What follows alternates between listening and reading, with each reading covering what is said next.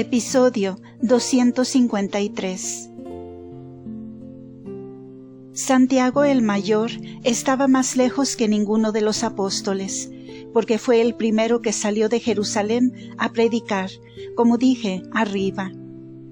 Y habiendo predicado algunos días en Judea, vino a España.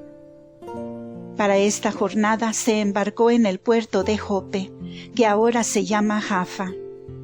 Y esto fue el año del Señor de 35, por el mes de agosto, que se llamaba Sextil, 1 año y 5 meses después de la pasión del mismo Señor. 8 meses después del martirio de San Esteban, y 5 antes de la conversión de San Pablo, conforme a lo que he dicho en los capítulos 11 y 14 de esta tercera parte. De Jaffa vino San Jacobo a Cerdeña, y sin detenerse en aquella isla, llegó con brevedad a España, y desembarcó en el puerto de Cartagena, donde comenzó su predicación en estos reinos. Detúvose pocos días en Cartagena, y gobernado por el Espíritu del Señor, tomó el camino para Granada, donde conoció que la mies era copiosa y la ocasión oportuna para padecer trabajos por su maestro, como en hecho de verdad sucedió. Y antes de referirlo, advierto que nuestro gran apóstol Santiago fue de los carísimos y más privados de la gran Señora del mundo. Y aunque en las demostraciones exteriores no se señalaba mucho con él, por la igualdad con que prudentísimamente los trataba a todos, como dije en el capítulo 11, y porque Santiago era su deudo. Y aunque San Juan Evangelista, como hermano suyo, también tenía el mismo parentesco con María Santísima, corrían diferentes razones, porque todo el colegio sabía que el mismo Señor en la cruz le había señalado por hijo de su Madre Purísima. Y así, con San Juan Evangelista no tenía el inconveniente para los apóstoles, como si con su hermano Santiago, o con otro se señalara en demostraciones exteriores la prudentísima reina y maestra. Pero en el interior tenía especialísimo amor a Santiago, de que dije algo en la segunda parte, y se le manifestó en singularísimos favores que le hizo en todo el tiempo que vivió hasta su martirio. Mereciólo Santiago con el singular y piadoso afecto que tenía a María Santísima, señalándose mucho en su íntima devoción y veneración. Y tuvo necesidad del amparo de tan gran reina, porque era de generoso y magnánimo corazón, y de ferventísimo espíritu, con que se ofrecía a los trabajos y peligros con invencible esfuerzo. Y por esto fue el primero que salió a la predicación de la fe y padeció martirio antes que otro alguno de todos los apóstoles. Y en el tiempo que anduvo peregrinando y predicando, fue verdaderamente un rayo, como hijo del trueno, que por esto fue llamado y señalado con este prodigioso nombre, cuando entró en el apostolado. En la predicación de España se le ofrecieron increíbles trabajos y persecuciones, que le movió el demonio por medio de los judíos incrédulos. Y no fueron pequeñas las que después tuvo en Italia y el Asia Menor, por donde volvió a predicar y padecer martirio en Jerusalén, habiendo discurrido en pocos años por tan distantes provincias y diferentes naciones. Y porque no es de este intento referir todo lo que padeció Santiago en tan varias jornadas, solo diré lo que conviene a esta historia. Y en lo demás he entendido que la gran Reina del Cielo tuvo especial atención y afecto a Santiago por las razones que he dicho, y que por medio de sus ángeles le defendió y rescató de grandes y muchos peligros, y le consoló y confortó diversas veces. enviándole a visitar y a darle noticias y avisos particulares, como los había menester más que otros apóstoles, en tan breve tiempo como vivió. Y muchas veces el mismo Cristo nuestro Salvador le envió ángeles de los cielos para que defendiesen a su grande apóstol y le llevasen de unas partes a otras, guiándole en su peregrinación y predicación. Pero mientras anduvo en estos reinos de España, entre los favores que recibió Santiago de María Santísima fueron dos muy señalados.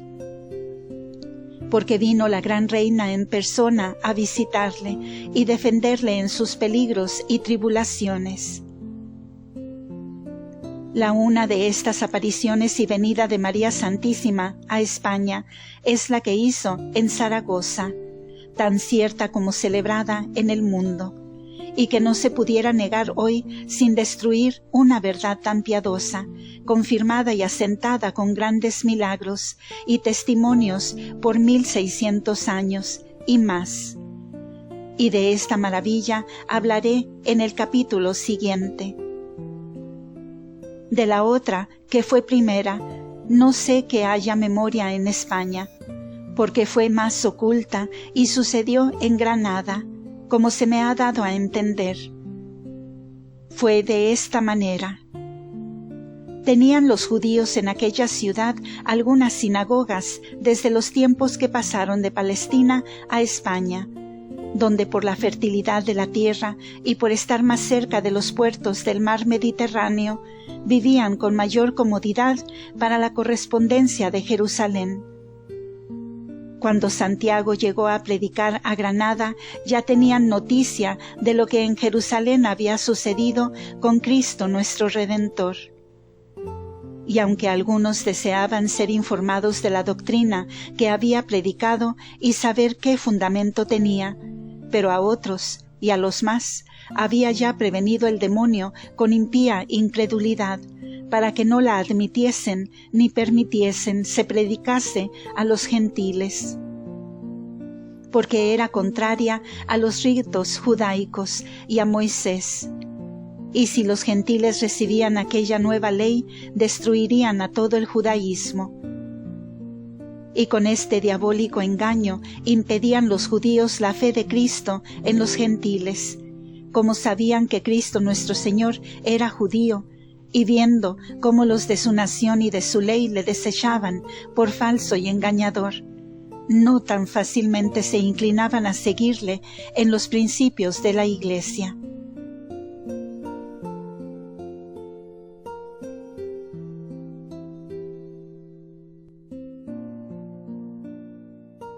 Llegó el santo apóstol a Granada, y comenzando la predicación salieron los judíos a resistirle, publicándole por hombre advenedizo, engañador y autor de falsas sectas, hechicero y encantador. Llevaba Santiago 12 discípulos consigo, a imitación de su maestro. Y como todos perseverasen en predicar, crecía contra ellos el odio de los judíos y de otros que lo acompañaron, de manera que intentaron acabar con ellos, y de hecho quitaron luego la vida a uno de los discípulos de Santiago, que con ardiente celo se opuso a los judíos. Pero como el apóstol santo y sus discípulos no solo no temían a la muerte, antes la deseaban padecer por el nombre de Cristo, continuaron la predicación de su santa fe con mayor esfuerzo. Y habiendo trabajado en ella muchos días y convertido gran número de infieles de aquella ciudad y comarca, el furor de los judíos se encendió más contra ellos. Prendieron a todos, y para darles la muerte, los sacaron fuera de la ciudad, atados y encadenados, y en el campo les ataron de nuevo los pies para que no huyesen, porque los tenían por magos y encantadores. Estando ya para degollarlos a todos juntos, el santo apóstol no cesaba de invocar el favor del Altísimo y de su Madre Virgen, y hablando con ella la dijo: Santísima María, Madre de mi Señor y Redentor Jesucristo, Favoreced en esta hora a vuestro humilde siervo. Rogad, Madre dulcísima y clementísima, por mí y por estos fieles profesores de la santa fe. Y si es voluntad del Altísimo que acabemos aquí las vidas por la gloria de su santo nombre, pedid, Señora, que reciba mi alma en la presencia de su divino rostro. Acordaos de mí, Madre piadosísima, y bendecidme en nombre del que os eligió entre todas las criaturas. Recibid el sacrificio de que no vea yo vuestros ojos misericordiosos ahora, si ha de ser aquí la última de mi vida. Oh María, oh María. Estas últimas palabras repitió muchas veces Santiago, pero todas las que dijo oyó la gran reina desde el oratorio del cenáculo, donde estaba mirando por visión muy expresa todo lo que pasaba por su amantísimo apóstol San Jacobo, o sea, Santiago el Mayor. Y con esta inteligencia se conmovieron las maternas entrañas de María Santísima, en tierna compasión de la tribulación en que su siervo padecía y la llamaba. Tuvo mayor dolor por hallarse tan lejos, aunque como sabía que nada era difícil al poder divino, se inclinó con algún afecto a desear ayudar y defender a su apóstol en aquel trabajo. Y como conocía también que él había de ser el primero que diese la vida y sangre por su Hijo Santísimo, creció más esta compasión en la clementísima Madre. Pero no pidió al Señor ni a los ángeles que la llevasen a donde Santiago estaba, porque la detuvo en esta petición su admirable prudencia, con que conocía que nada negaría la providencia divina, ni faltaría si fuese necesario. Y en pedir estos milagros regulaba su deseo con la voluntad del Señor, con suma discreción y medida, cuando vivía en carne mortal. Pero su Hijo, y Dios verdadero, que atendía a todos los deseos de tal madre, como santos, justos y llenos de piedad, mandó al punto a los 1000 ángeles que la asistían ejecutasen el deseo de su reina y señora. Manifestáronsele todos en forma humana y la dijeron lo que el Altísimo les mandaba, y sin dilación alguna la recibieron en un trono formado de una hermosa nube, y la trajeron a España sobre el campo donde estaban Santiago y sus discípulos aprisionados. Y los enemigos que los habían preso tenían ya desnudas las cimitarras o alfanjes para degollarlos a todos. Vio solo el apóstol a la Reina del Cielo en la nube, de donde le habló y con dulcísima caricia le dijo: Jacobo, hijo mío y carísimo de mi Señor Jesucristo, tened buen ánimo y sed bendito eternamente del que os crió y os llamó a su divina luz. Ea, siervo fiel del Altísimo, levantaos y sed libre de las prisiones. A la presencia de María se había postrado el apóstol en tierra, como le fue posible estando tan aprisionado, y a la voz de la poderosa reina se le desataron instantáneamente las prisiones a él y a sus discípulos, y se hallaron libres. Pero los judíos que estaban con las armas en las manos cayeron todos en tierra, donde sin sentidos estuvieron algunas horas. Y los demonios que los asistían y provocaban fueron arrojados al profundo, con que Santiago y sus discípulos pudieron libremente dar gracias al Todopoderoso por este beneficio.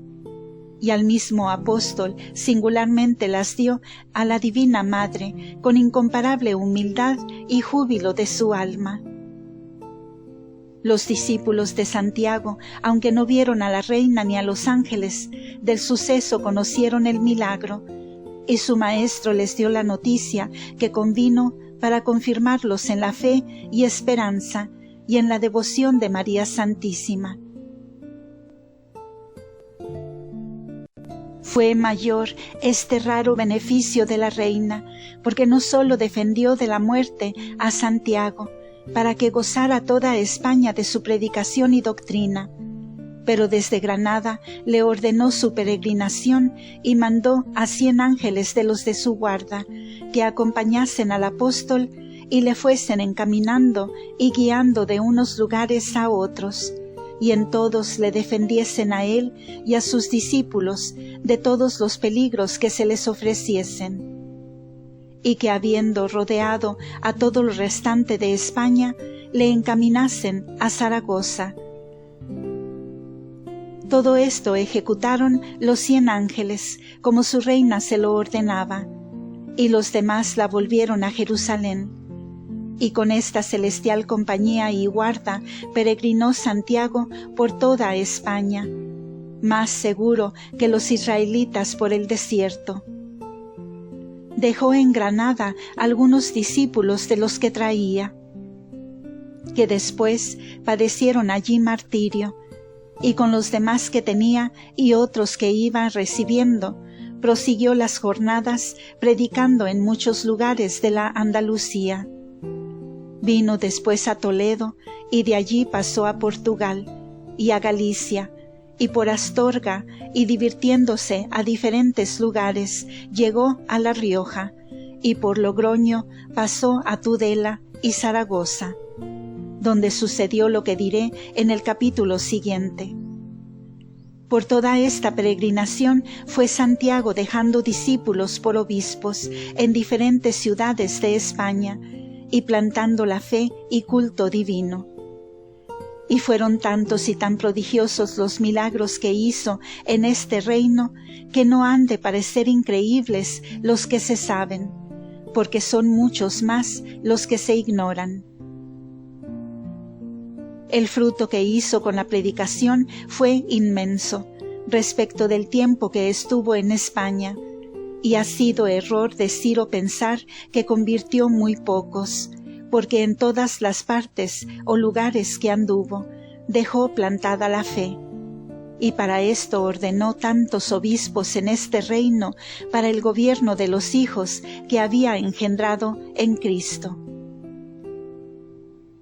Y para dar fin a este capítulo, quiero advertir aquí que por diferentes medios he conocido las muchas opiniones encontradas de los historiadores eclesiásticos sobre muchas cosas de las que voy escribiendo, como son la salida de los apóstoles de Jerusalén a predicar, el haberse repartido por suertes todo el mundo y ordenado el símbolo de la fe, la salida de Santiago y su muerte. Sobre todos estos y otros sucesos tengo entendido que varían mucho los escritores en señalar los años y tiempos en que sucedieron y en ajustarlo con el texto de los libros canónicos. Pero yo no tengo orden del Señor para satisfacer a todas estas y otras dudas, ni componer estas controversias. Antes, desde el principio he declarado que Su Majestad me ordenó y mandó escribir esta historia sin opiniones, o para que no la subiese con la noticia de la verdad. Y si lo que escribo va consiguiente y no se opone en cosa alguna al texto sagrado y corresponde a la dignidad de la materia que trato, no puedo darle mayor autoridad a la historia, y tampoco pedirá más la piedad cristiana. También será posible que se concuerden por este orden algunas diferencias de los historiadores, y esto harán los que son leídos y doctos. Fin de este episodio. La doctrina de la Reina del Cielo, María Santísima, comenzará en el siguiente audio. Gracias por escuchar.